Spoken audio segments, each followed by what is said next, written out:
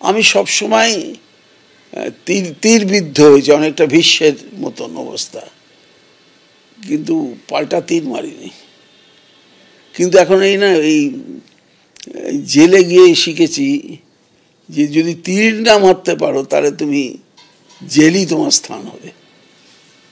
যারা জেলে আমার বুদ্ধি টুদ্ধি দেয়, অনেক নেতারা তো আছে, মাওবাদী নেতা, কিসব নাম করা লোকরা আছে, তাদের এইসব বই পড়ে রামকৃষ্ণ কথামৃত, গীতা,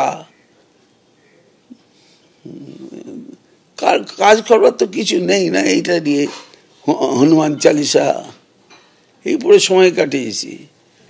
কত বড় বড় মাওবাদীদের সঙ্গে আমার কথা হয়েছে, তাদের দেখেছি, তাদের জীবনযাত্রা, আমার কোনো কষ্ট হয়নি।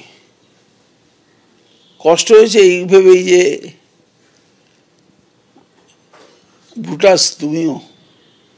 ব্রুটাসটা কে সেটাই খুঁজে বের করবো, এখনো খুঁজে বের করতে হবে, জানেন না?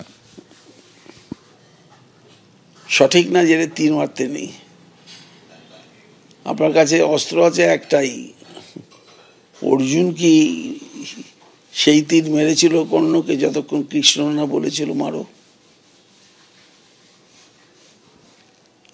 আমার কৃষ্ণ ছিল, আবার ঝেড়ে মুছে যদি সে কৃষ্ণকে বাড়ি ফিরে এসে কৃষ্ণটাই ঝেড়ে মুছে করলাম।